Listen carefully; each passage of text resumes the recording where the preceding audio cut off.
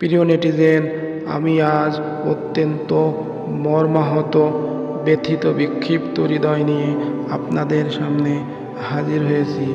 আজকে আমার আলোচনার বিষয় হচ্ছে কিয়ামত। মহান আল্লাহ তাআলা তার পবিত্র কালামে হাকিমের সূরাতুল মুমিনুনের 101 নম্বর আয়াতে ঘোষণা করেন, ফাইজা নুফিখা ফিস সূরি ফালা আনসাবা বাইনাহুম ইয়াওমাইযিন ওয়ালা ইয়াতাসাআলুন। অতঃপর যেদিন সিংহায় ফুঁক দেয়া হবে, সেদিন কোনো আত্মীয়তার বন্ধন আর থাকবে না। কোনো আত্মীয় তাদের মাঝে কোনো বিষয়ে কেউ জানতেও চাইবে না। প্রিয় নেটিজেন, কিয়ামতের ভয়াবহতা এতই বেশি হবে যে সেদিন আত্মীয় স্বজন, বন্ধু বান্ধব কেউ কারো কাছে থাকবে না। আল্লাহ তাআলা অন্যত্র ঘোষণা করেন, লা তাজিরু উযরা উখরা ওয়ালাউ জাআ কুরবা। কেউ কারো বোঝা বহন করবে না, যত নিকট আত্মীয়ই হোক না কেন। আল্লাহ তাআলা তার কালামে পাকে ইরশাদ করেন, ইয়াউমা ইয়াফিরুল মারউ মিন আখিহি ওয়া উম্মিহি ওয়া আবিহি ওয়া সাহিবাতিহি ওয়া বানি লিকুল্লি ইমরিইম মিনহুম ইয়াওমাইযিন শাআনুন ইউগনি। সেদিন ভাই ভাইকে চিনবে না, পিতা তার ছেলে সন্তানকে চিনবে না, কেউ কারো বোঝা বহন করবে না।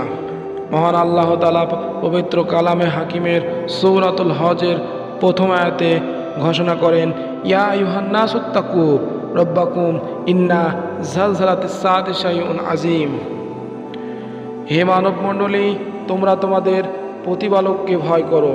নিশ্চয় কিয়ামতের প্রকম্পন এক ভয়ঙ্কর ব্যাপার।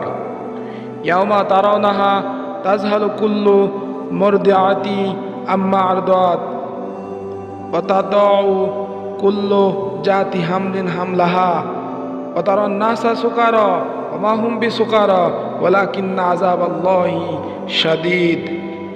সূরা হজের 2 নম্বর আয়াতে আল্লাহ তাআলা আরো কঠোরভাবে বর্ণনা করেছেন, সেদিন তোমরা দেখবে প্রত্যেক স্তন্যদানকারিণী আপন দুগ্ধপোষ্য শিশুকে ভুলে যাবে এবং প্রত্যেক গর্ভধারিণী তার গর্ভপাত করে ফেলবে। তুমি দেখবে মানুষকে মাতাল সদৃশ্য, অথচ তারা মাতাল নয়। তবে আল্লাহর আযাবই ওই কঠিন।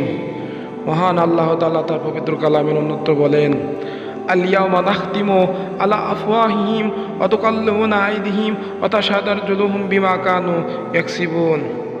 সেদিন জবানকে বন্ধ করে দেয়া হবে, আর সেদিন সাক্ষ্য দেবে তার হাত, সাক্ষ্য দেবে তার পা, যেসব বিষয়ে সে মিথ্যারোপ করেছিল, মিথ্যাচার করেছিল। প্রিয় নেটিজেন, কিয়ামতের ভয়াবহতা পবিত্র কোরআনের অনেক অংশে বর্ণনা করা হয়েছে। আমরা এই ভয়াবহতা বলে প্রকাশ করতে সক্ষম হব না। মহান আল্লাহ রব্বুল আলামিনই সেদিন কি করবেন সেদিন ভালো জানেন। তিনি অত্যন্ত রাগান্বিত থাকবেন এবং সর্বশেষে তিনি বলবেন, লিমানিল মুলকিল ইয়াউম লিল্লাহিল ওয়াহিদিল কহ্হার। আজকের রাজত্ব কার, আজকের ক্ষমতা কার? বলার মতো, উত্তর দেওয়ার মতো কেউ থাকবে না। তখন তিনি নিজেই বলবেন, আজকের রাজত্ব পরাক্রমশালী সেই মহান আল্লাহ তাআলার। প্রিয় নেটিজেন, আমরা সমস্ত পাপকর্ম থেকে বিরত থাকব এবং কিয়ামতের এই ভয়াবহতা সম্পর্কে সম্যক অবগত হয়ে আখিরাতের জন্য পুঁজি সংগ্রহ করব।